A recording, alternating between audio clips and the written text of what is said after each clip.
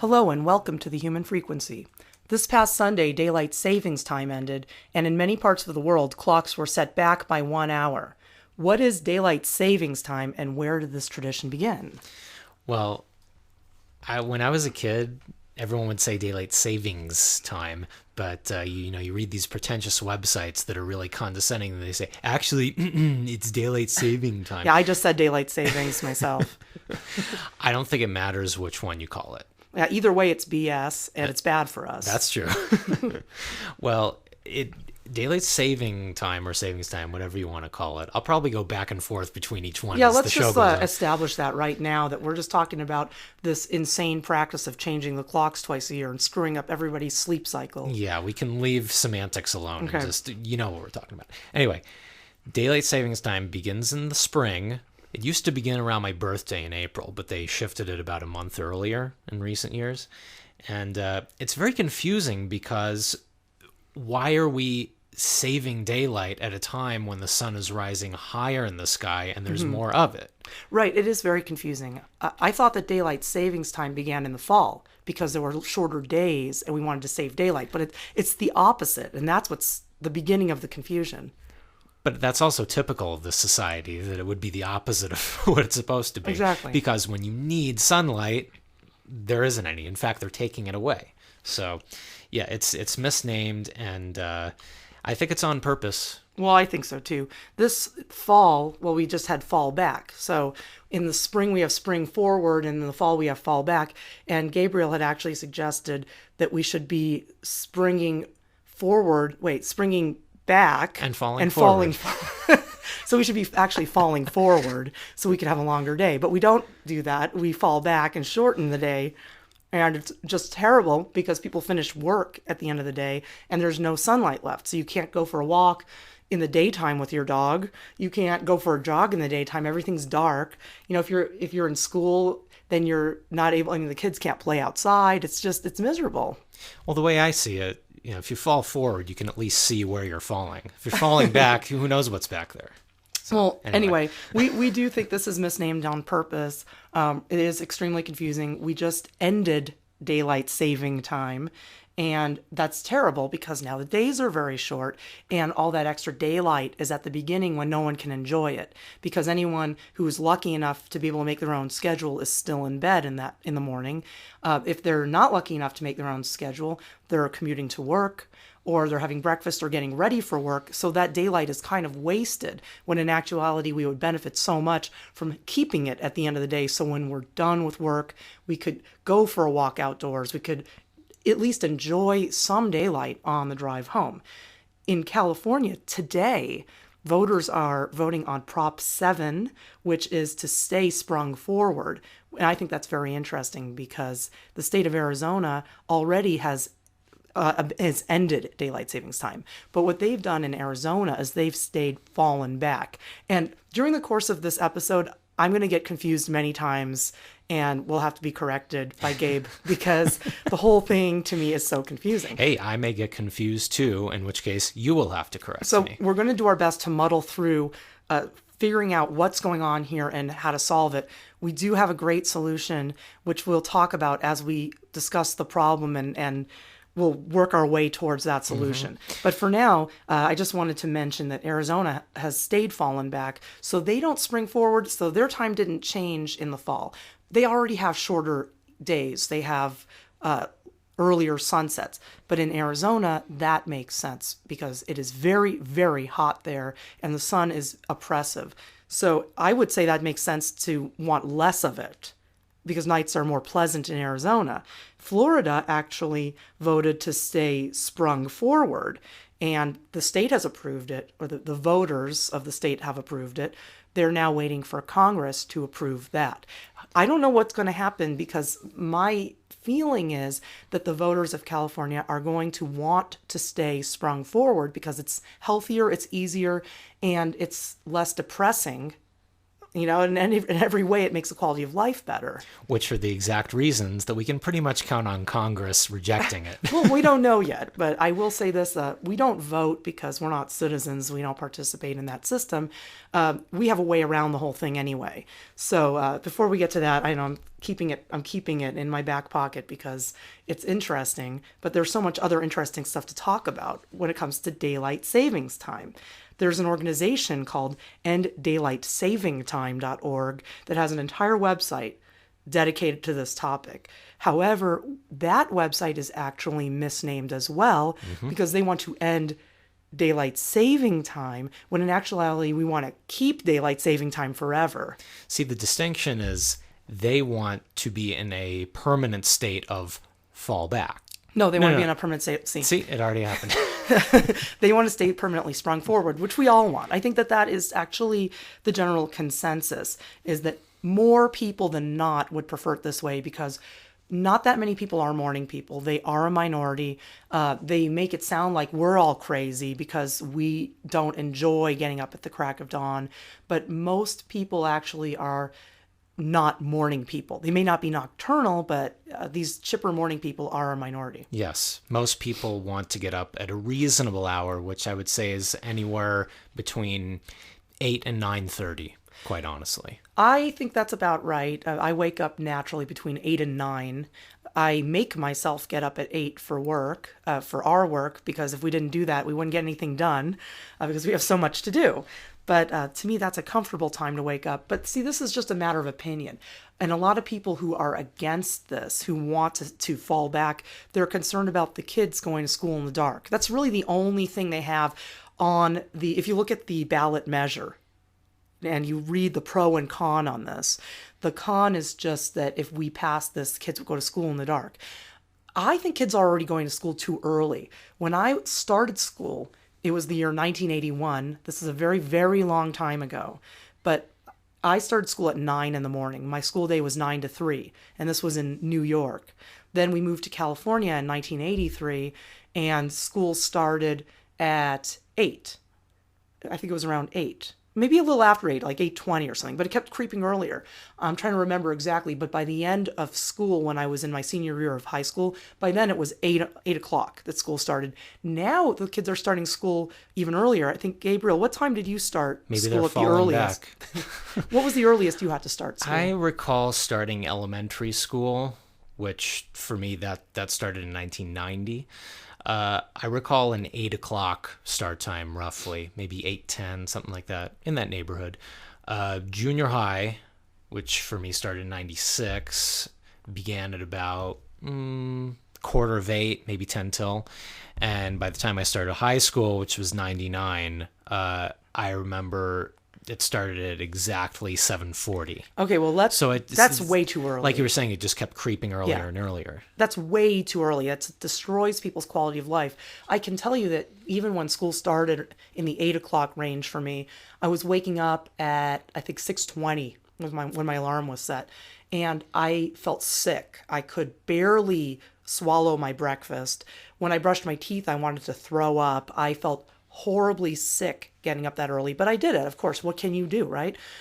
Every time I had to do it, I felt horrible. When I've had jobs where I had to get up that early, I felt horrible. Me too. And you lose your whole day. Okay, the morning people say you lose your whole day if you sleep till 8 or 9, but you lose your whole day by getting up super early because really the day begins a little later. But I have a different opinion. So morning people are probably going to hate this episode. But if you're nocturnal or even just a regular person that doesn't like super early morning, you probably will agree with us. And you'll probably agree with this poll that was taken by EndDaylightSavingTime.org. Now, it makes sense that on their website, people would naturally gravitate towards ending it. But according to the poll, 84% want a later sunset in winter. That's what we want. But here's a couple of confusing statistics off their website. 69% want one time all year round. Now that could be either way. That could be stay fallen back and more daylight in the morning or spring forward. Yeah, they don't say which. And 74% want to end daylight savings time. Now that also, because people don't know what it means, then that's also a confusing statistic. I actually advocate for an end to daylight savings time because I think we shouldn't even be calling it that. I am advocating for a permanent state of sprung forward, and that's just the time. Right. But for these people to say they want to end daylight savings time, that means a perpetual state of falling back, just like Arizona has done. And that's not what we want. This whole mishegas is attributed to Benjamin Franklin, who, according to enddaylightsavingtime.org, did not invent daylight saving time. Yeah. But he came up with some pretty obnoxious ideas that led towards it, and I think these were made in jest. But They were. Yeah, but behind as that the story humor goes. is a little bit of how he really felt, right? So he came up with some ideas while in Paris in 1784, and Parisians were waking up around noon. And he was saying that they were lazy and would save a lot of energy, save candles, if they had more time in the day and didn't stay up at night. I say they woke up at noon because they enjoyed sleeping, and who doesn't enjoy sleeping? If you don't have to get up early, why do it? So he was saying they would be more productive if they rose earlier and would use less candles. He suggested firing cannons in the morning to get quote-unquote sluggards with the program. Now, this is like the way it is where we live. They start noise at 7 on the dot here. No cannons, fortunately. No, but horribly loud machinery. And the government of the town, we live in a small so-called private community. I mean, it's just a little town. Everything's private. There's no such thing as public anyway. But we live in a small little housing development in the mountains, and it's supposed to be peaceful and nice, but unfortunately the local government here thinks it's really great to run leaf blowers and machinery at 7 every morning. So that is essentially the firing of the cannons. They also did a water drilling project for months and months on end, which was a fraudulent project, and one of the wells was even fake. It was all just a big money game. But they were starting that at 7 on the dot every morning, and that was horrendously loud and lasted for months.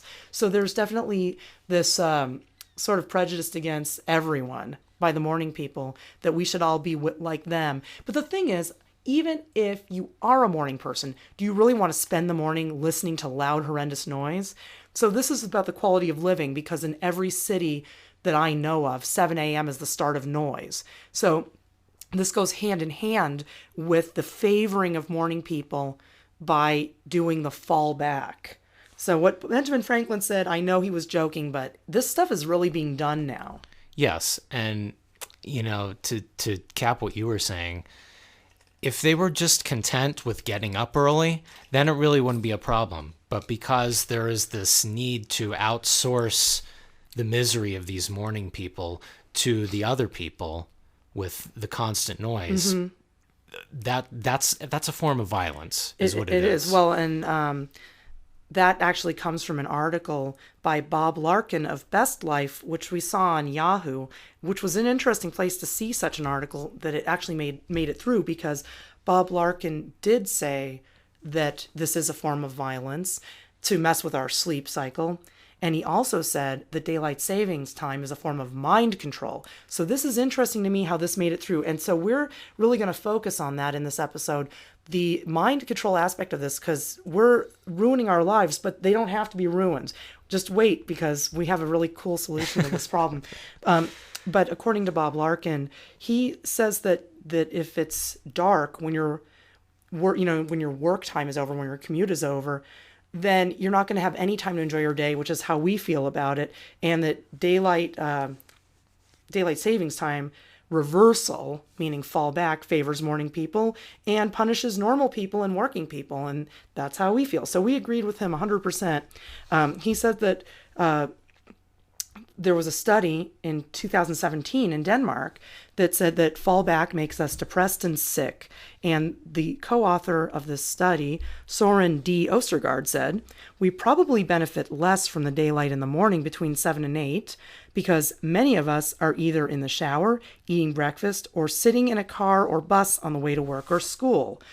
When we get home and have spare time in the afternoon, it is already dark. That's right. So it is really a problem. And there are other studies that he cited, such as a 2012 study from Penn State, which said the same thing, that this daylight savings reversal, fall back, is actually really harming people's health.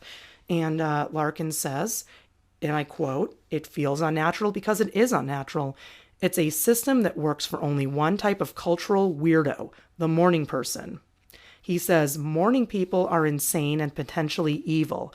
For most of us, it is unnatural, unhealthy, and painful." Well, actually, that's my part. Well, the evil part might be a little hyperbole, but insane, yes. I feel that we've made our point here, and we're probably going to have to make it again. But if you are a morning person, I'm sorry. Maybe you're nice to be around, but you're insane. I'm sorry to put it that way. It's okay if you're a morning person. It's just, can you please stop abusing me over it? That's all I ask. Please stop yelling.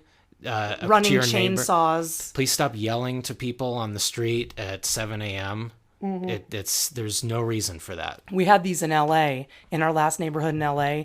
It was a nightmare of a neighborhood. We had a neighbor across the street that would start construction on her house every morning at 7, but the workers would show up at 6:30 and start chatting loudly in the yard. And we had another neighbor who would have loud conversations at 7:30 in the morning. We had neighbors that would walk their dogs, stop in our driveway in front of our bedroom window on the property, and have loud conversations. I went out there and asked them to stop, and they said, "Get used to it. It's the city." And I was like, are you kidding me? If you live in the city, that's exactly the kind of person that should understand that you live around other people and to be considerate. I lived in the city my whole life. So it was very insulting. Then we moved up here to the middle of nowhere, and it's the same thing. So It's really an oppressive thing going on in the world, and they do take it out on us. And it is, according to Larkin, evil. I agree. And according to me, painful. So there are a lot more people who are talking about this topic, and these are people who have been studying it from a scientific point of view and a psychological point of view. Yes, there's a guy from the London School of Economics. He's an evolutionary psychologist. His name is Satoshi Kanazawa, and he says that more intelligent individuals are more likely to be nocturnal than less intelligent ones. Yeah. And he says that quite plainly. Now, I'm not an expert in this field, but that makes sense because when I was at my most creative time, my 20s with music, my most inspirational moments were later in the day. They weren't at 7 or 8 o'clock in the morning. Yeah, I don't think anybody's writing great musical masterpieces at that time of day. No. Artists tend to work later. Authors tend to work later. There was another researcher, James Moss of Cornell University, who said, "Sleep deprivation actually kills brain cells. That's going to destroy accuracy in terms of brain function. There's new research that the brain can be irreversibly injured through sleep loss. We used to think, well, you can catch up on the weekend. That's wrong. You can actually fry your brain." And this author wrote a book called Sleep for Success: Everything You Must Know About Sleep But Are Too Tired to Ask. So, I mean, this article by Larkin is pretty amazing. I couldn't believe it made it to Yahoo. He also says this is where we got this idea that it is a form of violence. And I felt this for a long time, and it was nice to hear someone else say it. He says, by giving all the best sunlight to people motivated enough to get up early, you're messing with our sleep cycles, and that's a form of violence. So we have to look critically at daylight savings time, because most people don't benefit from it. The polls are definitely weighted towards people who want to stay sprung forward. And why is something that most people don't like the standard? That's what we have to look at. Mm-hmm. This is an across the board problem. This doesn't have so much to do with one person's preference over another, but it's a public health issue. Yes, it is a public and health a nuisance issue too. It's a huge issue because people are getting very sick from this, and we actually came up with a solution for it. And it was kind of funny. Right before daylight savings time, we were talking about this on Saturday night, and we were talking about, oh no, how are we going to do this? We have to fall back now. It's going to ruin our day. Now we're going to have so much less sunlight, and that's depressing. And we work for ourselves. So, I mean, we could technically just shift our schedule however we want to get the sunlight. So we were talking about this, like why maybe we should wake up an hour earlier. Well, here's the funny thing is our solution is we didn't do it. We decided not to fall back. We stayed on our own time, and we created our own time zone. We're sprung forward. We're an hour ahead of everyone else. Well, in California, we are basically on mountain time right now, but that's only for this part of the year, and then we're going to be back on Pacific time when they spring forward again. So we thought we were the only ones that had come up with this. I looked it up to see if anyone else had come up with it. And a guy in Finland also did this. He decided not to fall back because in Finland, it doesn't matter. The days are all so short or so long anyway because they're so far north. So we created our own time zone. We didn't fall back. When we make a schedule, like I make an appointment for something happening in Pacific time, I just do the conversion. And for me, that's easier psychologically. And now you might think this is crazy, but what I realized was that if we shifted our schedule to wake up an hour earlier, that's essentially what we did anyway by not falling back, but it's still called the same time. Right. Because, so psychologically, it's easier. Because the sun isn't changing. Right. The days aren't actually changing. It's just the number that's assigned to where the sun is at any given moment that's changing. So if you're ever looking at a time zone map and you see this little circle north of LA in California, that's us. Our house.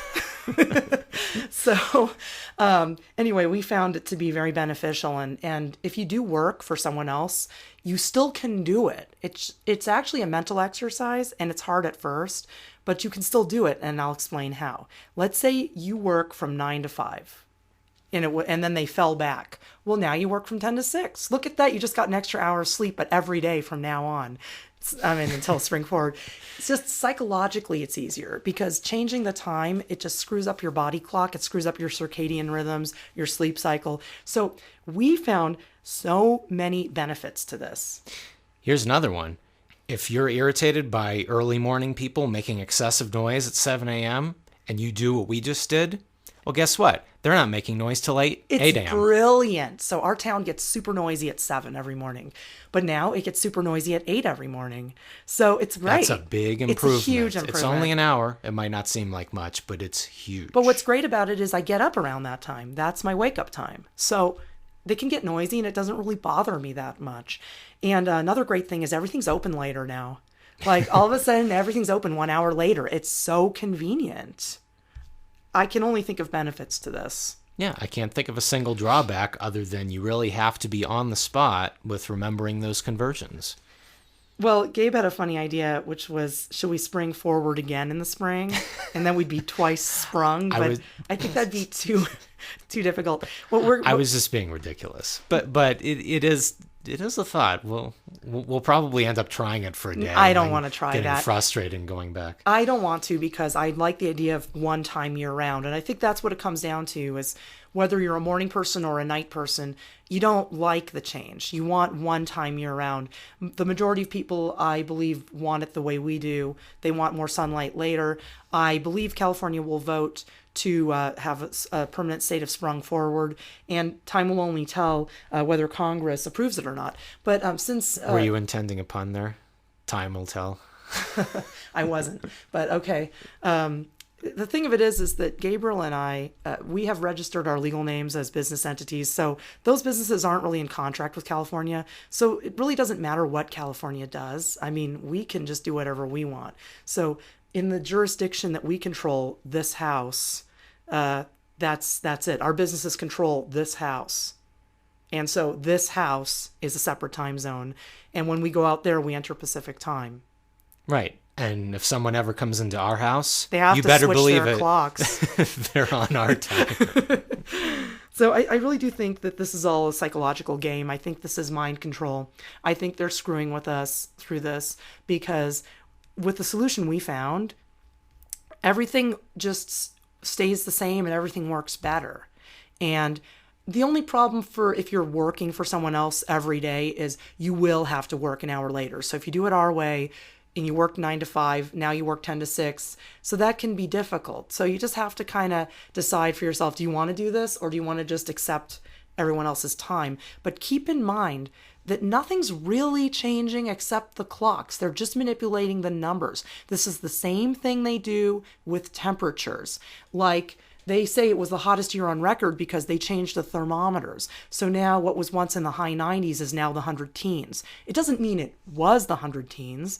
It was probably still around 100 degrees. It felt horrible, so they could say whatever number they want. But all they've done is change the numbers. They haven't changed the temperatures. So keep that in mind, that this is only just, this is a mind control game on all of us, to screw up with our heads, to make us feel more miserable, to take away more light from us and make us feel oppressed at a time of year when we need the light. That's like they take it away just when we need it. So if you do it the way we did it, it's psychologically easier for us. It may be for you too, and it's less painful. Anyway, that was our solution. Yeah, we're going to try it. Of course, we've only been doing it for 2 days, so... It's been great. It has been, but we're going to try it long term and see what happens. And if anything interesting happens... Like if we're an hour late for something? We'll let you know. I think the worst case scenario is we'd be early, right? Yeah, we would be early. So it's not a big problem, is it? It's not, although I wouldn't want to be waiting an hour outside of some building for it to open up. That would be a problem. But we'll let you guys know if anything weird happens. As it is right now, we just do the conversion. I just set up an appointment for 12 noon California time, and I just did the conversion and put it in my calendar as 1 p.m. Everything's open later. It's great. The post office nearby us is open till 4.